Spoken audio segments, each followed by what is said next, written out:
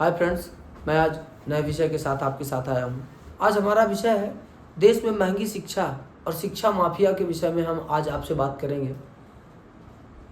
देश में इतनी सस्ती शिक्षा है, विश्वविद्यालय हैं, केंद्रीय विश्वविद्यालय हैं, राज्य स्तरीय विश्वविद्यालय हैं, प्राइमरी है, जीआईसीज हैं, वो सारी की सारी विश्वविद्यालय के लेके नीचे तक की कड़ी जो चल रही है वो चल ही रही है। लोग पढ़ने भी जाते हैं, किस तरह से शिक्षा मिल रही है उन सब का एनालिसिस करना हो तो कम से कम ज़मीन पर उतर के देखना ही पड़ेगा, ये मेरा विश्वास है। आज हम बात कर रहे हैं कि देश में अच्छी और तथ्यपरक जो शिक्षा है वो कितनी महंगी हो चुकी है। हर जगह पे प्राइवेट स्कूल, प्राइवेट कॉलेज, आपकी सुविधा के अनुसार। मैं भी बहुत कॉलेजेस में पढ़ा हूँ, मैंने देखा है।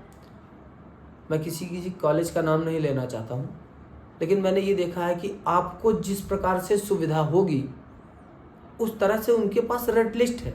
वो अपना रेट लिस्ट बनाते हैं, आपको दे देते हैं। आपको 10 दिन आना है तो इतना लगेगा, नहीं आना है तो इतना लगेगा, प्रैक्टिकल करना है तो इतना लगेगा, नहीं करना है तो इतना लगेगा, पढ़ना है तो इतना लगेगा, पास होना है तो इतना लगेगा। वो सारी की सारी उनके पास पूरा उनका मैनिफेस्टो तैयार रहता है। आप जाइए, एडमिशन लीजिए, फिर कभी मत जाइए।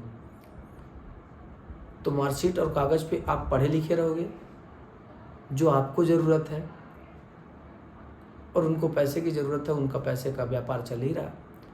और ऐसे ही छात्रों ने देश में शिक्षा के स्तर में ना अच्छी खासी उछाल दर्शाई है। देश को लगा, गवर्नमेंट को लगा कि यूनेस्को तक को भी ये लगा कि हाँ, देश में स्थिति अच्छी है शिक्षा की। वास्तविकता ये है कि शून्य है शिक्षा हमारे यहाँ की, खत्म है स्थिति। जब से एनसीईआरटी अब गली गली गांव गांव घूमने लगी, तब से समझ में आता है कि जो आदमी एमए करके बैठा हुआ है उसके दिमाग में वो सारी चीज़ें अभी भी नहीं आई है जो कक्षा 8 का और कक्षा 10 का बच्चा एनसीईआरटी में पढ़ रहा है। अब उसकी आत्मा से पूछिए, वो इतनी मोटी फीस दे के जहाँ से पढ़ाई किया है, उसके दिल पे क्या गुजरी होगी कि कक्षा 8 के बच्चे को वो नहीं पढ़ा पा रहा। इतनी महंगी शिक्षा है प्राइवेट स्कूलों में, जहाँ पे अच्छी शिक्षाएं मिलती है वो इतने महंगे हैं कि लोग जानबूझ के नहीं पढ़ा सकते हैं वहाँ पे, क्योंकि उनके पास उतने पैसे नहीं हैं। पैसे होते तो शायद अच्छी शिक्षा दिलवा सकते, तो उनका भविष्य भी उज्जवल होता, लेकिन वो पैसे नहीं दिला पाए और अच्छे विद्यालयों में नहीं पढ़ा पाए। मजबूरी है उनकी कि उन्हें गवर्नमेंट कॉलेजों में पढ़ाना पड़ता है।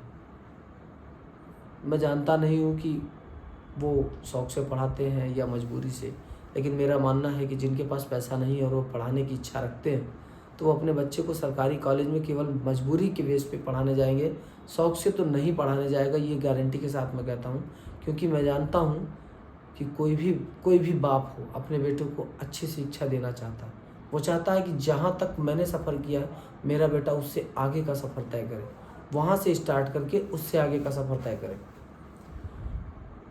शिक्षा इतनी महंगी हुई, इतने पैसे लगते हैं, और सारे के सारे जो रेट बोर्ड और मैनिफेस्टो उन विद्यालयों का तैयार रहता है, इसकी वजह से देश में एक नया वर्ग उभर कर आया है जिसे हम शिक्षा माफिया भी कह सकते हैं।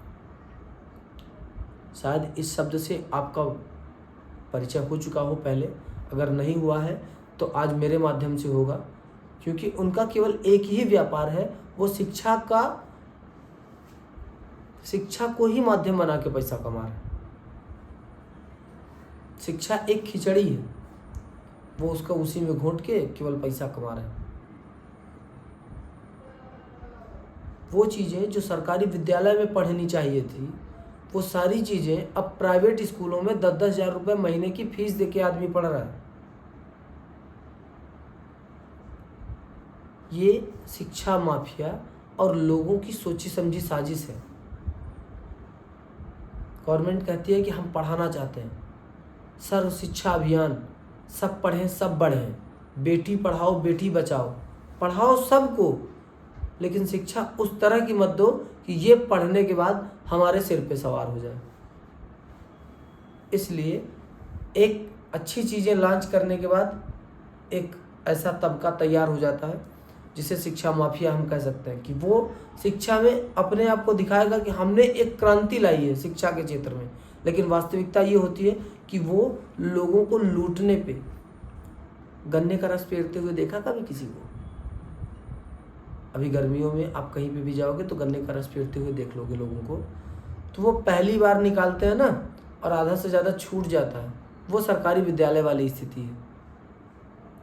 दूसरी बार फिर मोड़ के डालते हैं तो वो हल्के प्राइवेट विद्यालय वाली स्थिति है, उतना पैसा लेते हैं।